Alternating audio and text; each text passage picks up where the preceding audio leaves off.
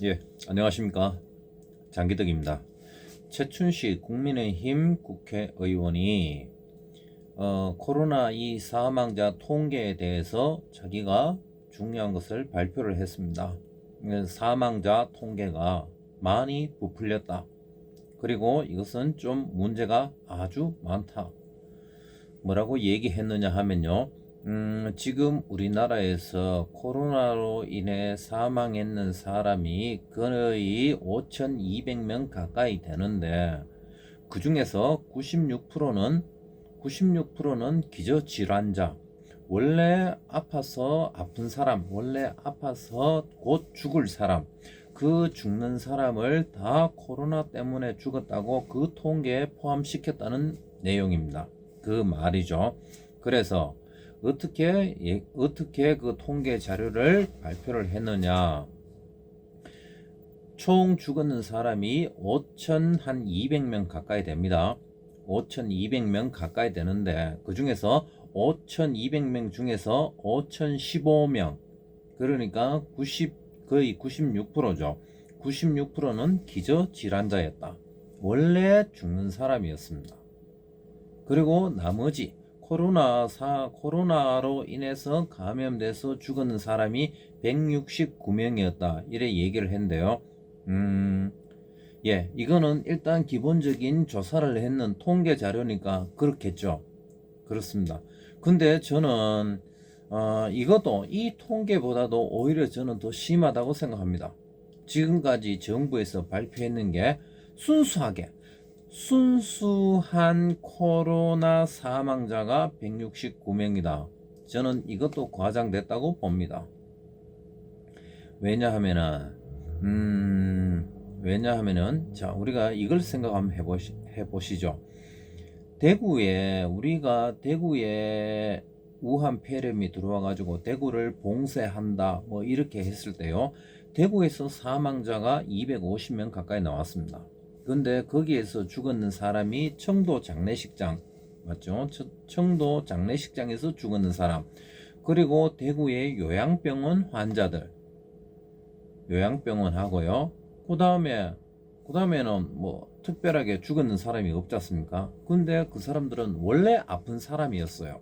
대부분 나이 든 사람들, 나이 들고 안 아픈 사람이 없잖아요. 그렇기 때문에 그걸 가지고 99% 어차피 아파서 나이 든 사람들, 아파서 이래 돌아가시는 그 분들을 99%를 다 코로나로 인해서 죽었다고 그 통계에 포함시켰거든요. 저는 그렇게 보고 있습니다. 그러니까 그게 대구에서 숫자가 250명이나 나왔는 거죠. 코로나로 인해서 인한 사망자가 250명이나 나왔다. 없는 병이 생겨서 갑자기 한 도시에 250명이나 죽었으니까 얼마나 큰 병이었겠습니까? 언론에서 발표할 때는요. 그러니까 없는 질병, 에이즈나 폐렴이나 폐암이나 위암이나 그런 것보다도 몇백 배, 몇천 배, 몇만 배 더 위험한 질병, 바이러스 질병이 생겼다 그러면서 이걸 가지고 지상파 방송, KBS, MBC, SBS, 그다가 종편 방송에, 그리고 또 신문에다가, 온갖 언론에다가, 잡지에다가, 포털에다가, 유튜브까지 완전 전방위로 해가지고 하루 24시간에서 1년 내내 떠들었잖아요. 그러니까 국민들이 세뇌가 되는 거죠. 그래서 실제로는 아마 1%도 안 될 겁니다. 순수 코로나 환자는 1%도 안 될 겁니다. 그리고 왜 그러냐 하면은, 예를 들어가 코로나 확진자가 1000명이 생겼다. 1000명이 생겼는 사람의 중증으로 가는 게, 중증 환자가 몇 명이 생겼느냐 그걸 봐야죠. 1000명 중에 진짜 중증 환자가 한 10명 나오겠습니까? 10명 나온다고 치면 그게 1%입니다. 확진자 중에 1%죠. 그리고 확진자 1% 중에서도 1000명 중에 10명이 나왔다. 그 10명도 나머지 응급실에 가서 치료를 하고 주사 맞고 뭐 하고 그 다음에 약 먹고 수술하고 링겔 맞고 그러면은 그 중환자 중에서도 99%, 95% 이상은 다 이렇게 완치가 되어서 퇴원을 하는 겁니다. 그러면 이거는 거의 뭐 0.1%도 안 되거든요. 그러면은 우리나라의 코로나 확진자 수, 그리고 코로나의 위험성, 그리고 중증 환자, 그다음에 통계, 이게 모든 게 몇백 배, 몇천 배 다 과장이 됐습니다. 이걸 다 줄이면은 결국은 우리가 겨울철에 맞이하는 그냥 일반 독감하고 똑같은 겁니다. 그 전까지, 지금까지는 우리나라 국민이 겨울철에 마스크 한 장만 끼고도, 마스크 안 끼고도 겨울철에 감기를 다 이겨냈습니다. 대부분 사람들. 마스크도 안 끼는 사람들도 많았고요. 마스크 안 끼고 목도리 안 하는 사람들도 많았고, 찬물 마시는 사람도 많았고, 그리고 약을 안 먹고 예방접종 안 하고, 그러고도 대부분 죽는 사람이 별로 없었어요. 나이 든 사람만, 할머니 할아버지만 겨울에 독감 백신을 맞아서 조금 이렇게 겨울을 무사히 넘기고 그래 했죠.